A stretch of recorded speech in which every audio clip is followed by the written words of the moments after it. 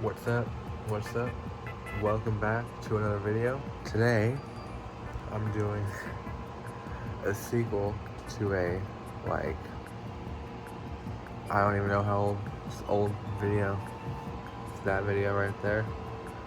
I made it when I was very young and I sound completely different. So if you want to watch that first, just to see, you can. But you don't have to. But it would be fun if you did. Anyway, on to the little video. So here I have them all laid out. I know these are probably controversially handhelds, but I'm counting them for the sake of consistency with the last one I showed off my family Nintendo Switch. So, to start, we got the Game Boy Color over here. This is, I got this from a local game store. I put Tetris in there. And they put a new shell on it and a new screen lens, which, you can find one with this screen lens, but it's a super rare Pokemon Center edition. So, it's not 100% authentic, but I think it's pretty cool looking. And it works, of course. I mean, I sure hope it does. Where's the power switch? It's wrong side. Like, there it is. Game Boy. It's really quiet. But yeah, there's Tetris right there. Alright. Jesus. It is really quiet. Okay. Moving on. I have two of these. This is an AGS 001 Game Boy Advanced SP. Oh shoot, that flew off. This is some random cover thing. It's from Japan, I think. It just does have Japanese text, so that would make sense. And I got both these right here. This is the 101 model, so this is the front-lit model. And I've had this since like 2017 or 2018, not even longer than that. But I was a stupid child, and I liked Pokemon. But yeah, I mean, there's that. Is this a max? Yeah. I mean, this is a max volume, but you can actually hear that one, unlike that Game Boy. And here's the backlit model. I got this one a lot more recently, and I love this one. It's pink, and I mean, look at the screen. Like, Jesus, it is so much better. Like, this was good, especially compared to that Game Boy Color. But this is the best. If you can find one and afford it, because these can be quite expensive, because they are their most desirable model, since you don't need to mod it to look like that, then I would definitely recommend it. But if not, get this, or even just get a regular Game Boy Advance and put a backlit screen mod on it. But yeah, so those are my GBA SPs, And if you're wondering, I do not have two copies of Sapphire. I got this one off of eBay it was fake and it was free, so I don't even care. This is my real one. This is my authentic. So let's put these guys back and move on to we got the DS. We're not gonna go too much into detail here. I got this for free from, I don't even know. I just have it, but it works. Oh, it's still charged. Yeah, this is the original DS, so it looks pretty whack. It's I love the design of this thing. It's so thick and like it's just got so much going on. It's so ugly that I love it. But yeah, so that's that. And over here now, my parents got this for me from GameStop. It was pre-owned. It's DS Lite, obviously. It's a blue DS Lite. And you know, DS Lite is nice. I do wish the D-pad wasn't as mushy as it is. But it's not that bad. And it's like peak DS design. Like, I even still have the dust cover for the Game Boy Advance slot, which a lot of people lose very quickly. So, I'm definitely glad I have this. And then, DSi. It's a DSi. I mean, not much to say about that. It's got the cameras. It's got probably cringe old photos on it. Oh yeah, that is a really old photo of me. Yeesh. It's got Flipnote Studio and everything though, so, you know. The touchscreen is a little screwed on this thing. I bought it from GameStop. I actually had a video on this like from years ago too, where I actually got it for the first time. Yeah, it's kind of scuffed there. I really wish I was smart enough to go back to GameStop and tell them that it wasn't fully functional, because they definitely would have given me a new one or a refund. But I have it now, so it's whatever. This is my child, not really, but this is my favorite one, I think, out of all of the DS's.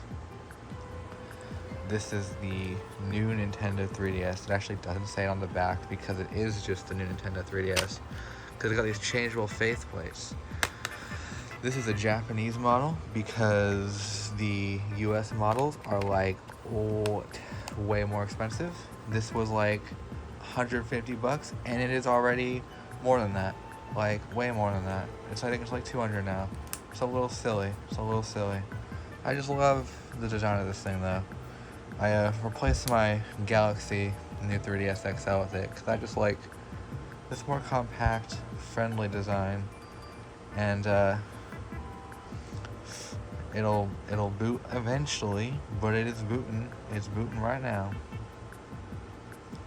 It's a little slow because I have a 64GB SD card in here, and that's not an officially supported size. And as you can probably tell, it's a little bit modded, maybe. But yeah. I got a lot going on this thing. Just a ton of games, and it's a really fun little console, and it's peak. It's peak Nintendo right here. I really want to get faceplates for it because it would be cool. I'm really scared about losing the stylus though because I don't know how to get a new one. This guy is a Nintendo Switch Lite. You know, it's a Switch Lite. It was $75. That's why I got it, because it was $75. I don't know much. I want to install some custom firmware perhaps on this in the future. But I don't know. I just have always loved the design of the Switch Lite. And it's, you know, it's a real handheld. It doesn't dock or anything, which some people think is stupid because it's a Switch. Why doesn't it switch? But it's a real handheld. It's got the D-pad and everything. So yeah, this thing's pretty nice. This is the Switch I've had for a couple years now. It's the Switch OLED. I had pink Joy-Cons on actually when I was primarily using it, but as you've probably seen, I don't primarily use this anymore. But this is a great upgrade from the original Switch. I mean, look at that kickstand. Oh, it's just so much better.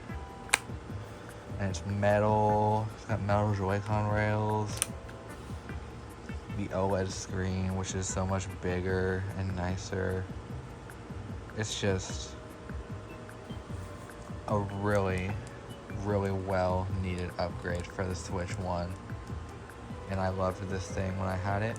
Well, I do still love it, obviously. I meant when I used it primarily. And I still have it, you know? It's there. Now this, I think needs no introduction. It dwarves everything here. I think it is as large as 3 DSs spread out. So probably 4 if I combine. Oh my god. Yeah, it's the Nintendo Switch 2. Oh, that's my hair. It's the Nintendo Switch 2. I love this thing so much. It is the best. I know it's had a lot of controversy and game key card and everything. Wow, this thing is way heavier. Jesus, I just holding it in one hand really makes it feel a lot heavier than the other ones that were so small. But yeah, I got a couple Switch 2 games, Mario Kart World Bonanza and Cyberpunk. The rest are all just my Switch 1 games that I had on that. And I love this thing so much. It is just the best Nintendo Switch. I've been using it way more than I ever used this Switch. And the magnetic Joy-Cons are so nice. Like, you can just take it off and put it on again. Like, there was nothing wrong with this system, but it just feels a lot slower and clunkier now that we have freaking just wing like that. Like, come on. So, if you're on the edge about buying a Switch 2, you think maybe the games aren't for you yet because these are the only 2 first-party titles out right now, and I think only this one and maybe one other game has a non-game keycard release. If that's what's stopping you, then that is absolutely valid, and I would continue to wait. But it even just plays Switch 1 games so much better. Like Pokemon Scarlet right here, it runs at 4K 60 FPS on the TV, and it runs at 1080 60 on the Switch on its own. So you're getting better than you did docked on the Switch 1, undocked on Switch 2, which, you know, I would sure hope so. This thing's $450, but I mean, they just freaking raised the price of this freaking thing. It's $400 now. What the Nintendo? Oh my god. Don't buy that. Don't buy that new. Don't touch that. Find a good deal on it used. Don't buy it new. Don't buy that new ever. It's $400. It's no. $350 was maybe. $400. Don't touch it. Especially if it's $50 more for this. If you're like, I kind of want a Switch 2, but this one's cheaper. Right now, they haven't raised the price of this, so go for the Switch 2 because they will. This is going to be $500. This is going to be at least $500 pretty soon. Obviously, I'm not an expert. I know nothing about industry and Nintendo's marketing plans, but this being $50 cheaper than a Switch 2, brand new, they're absolutely going to make this $500 or more. So if you're holding off and you can afford the money right now, maybe go for it just in case. I pre-ordered this and I've had it since launch, but I'm expecting the price to go up in the United States, and I'm pretty sure it's already up there in other countries too. So yeah, that's enough ranting about Nintendo, I guess, and how much I love my Switch 2. But I do love my Switch 2, and fuck game key cards. Sorry for swearing. I never planned this with a child-friendly channel. But yeah, game key card. No, absolutely not. I'm glad that they are going to start offering other sizes to manufacturers for game cards, so we can actually get more Switch 2 real physical games. Because I avoid a digital as much as possible. The only games I've really bought digitally are some like Lego games that were $5 because they were $5. But other than that, it's all physical for me. So that's what I got for handhelds. I mean, there's also for non-handheld, there's a Wii U and a Super Famicom and a Wii over there and a GameCube over there. But I mostly have the handhelds. And I love them all. They all have their own unique, except that, fuck that, no, I'm kidding. This is still good. It's just not as good as this one. So, thanks for watching, and see you guys in the next video. Bye-bye.